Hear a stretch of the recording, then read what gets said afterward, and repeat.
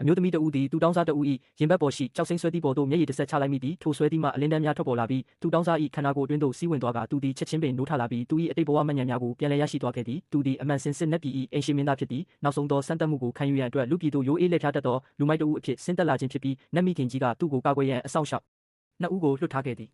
တစ်ချိန်တည်းမှာပင်မြင့်မြတ်သောမိသားစုတစ်ခုတွင်တမိဖြစ်သူအတွက်တမတ်ရွေးပွဲကျင်းပနေသည့်စီကမ်းမှာအမျိုးသမီးကအနီရောင်ကြိုးကိုလှုပ်ခါလိုက်သောအခါမြည်သည့်အမျိုးသား၏ဝိညာဉ်ကတုံးလှုပ်သွားသည်ထို့သူသည်တမတ်ဖြစ်ရမည်ဟု၍ဖြစ်သည်တမိကြီးလှုပ်ခါလိုက်သောကြိုးသည်သူတောင်းစားတဦးနှင့်တွားရောက်ချိတ်ဆက်မိလိမ့်မည်ဟုမြည်သူများမထင်ထားခဲ့ကြပေသို့သောတမိကြီးသည်အားလုံး၏ရှေ့တွင်သူတောင်းစားထံသို့ပြေးသွားကလက်ထက်လိုကြောင်းဆန္ဒပြုခဲ့သည့်အကြောင်းမှာသူမကိုယ်တိုင်လည်းထူးခြားသူဖြစ်ပြီးသူမတွင်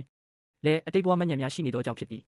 အတိတ်ဘဝတွင်သူမသည်မာကွစ်မာကွက်စ်တဦးနှင့်လက်ထပ်ခဲ့ပြီးဧကရမင်းနတ်ရွာဆန်ပြီးနောက်မိဖုရားခေါင်ကြီးဖြစ်လာခဲ့သည်သို့သောသူမ၏ကောက်ကျစ်သောညီမငယ်ကမနာလိုမှုဖြင့်သူမကိုအစိတ်ခတ်သတ်ဖြတ်ခဲ့သည်သူမသည်ယခုဘဝတွင်တမတ်ရွေးပွဲကျင်းပသည့်နေ့၌ပင်ပြန်လည်ဝင်စားလာခဲ့ခြင်းဖြစ်သည်သူမ၏ညီမငယ်သည်လည်းပြန်လည်ဝင်စားလာသူဖြစ်ပြီးနောက်တစ်ချိန်တွင်ဧကရဖြစ်လာမည့်အခြားသောမာကွစ်တဦး၏အနီရောင်ကြိုးကိုရွေးချယ်ပြီးဖြစ်သည်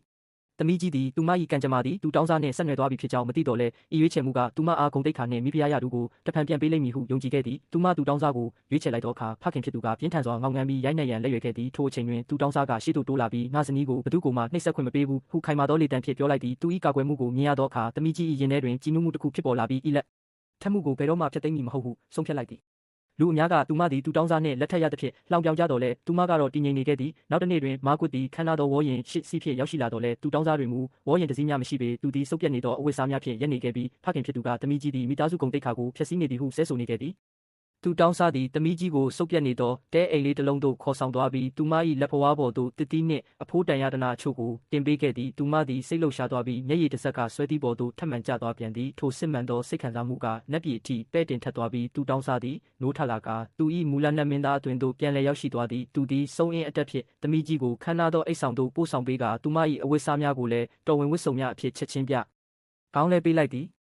အပြင်လောကတွင်မူလူအများကလှောင်ပြောင်နေစေဖြစ်ပြီးကောက်ကျစ်သောညီမငယ်ကသမီးကြီးကိုနတ်နန်းတော်ဗိမာန်ထဲသို့ခေါ်သွားသည်ထိုနေရာတွင်နတ်မင်းသား၏အဆောင်ရှောက်နှစ်ဦးပုံအောင်နေပြီးသမီးကြီး၏ရင်သွေးတွင်နတ်ပြည်နှင့်လူပြည်၏သွေးတော်စီးဆင်းနေသည်ကိုသတိပြုမိကနိမိတ်ကောင်းများပေးလိုက်သည်သို့သောညီမငယ်သည်ထိုနိမိတ်များကမိမိအတွက်ဟုထင်မှတ်ကမိမိကိုအနာဂတ်မိဖုရားကြီးအဖြစ်ဘဝင်မြင့်သွားပြီးသမီးကြီးကိုပိုမိုနှိပ်စက်လေတော့သည်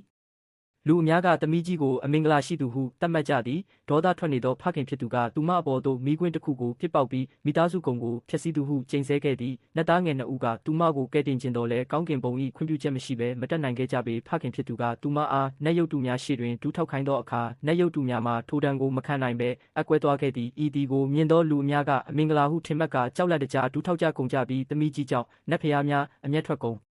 ပြီးဟုဆွဆွဲကရစ်ပလင်ကိုမှောက်လန့်ပစ်လိုက်ကြလေသည်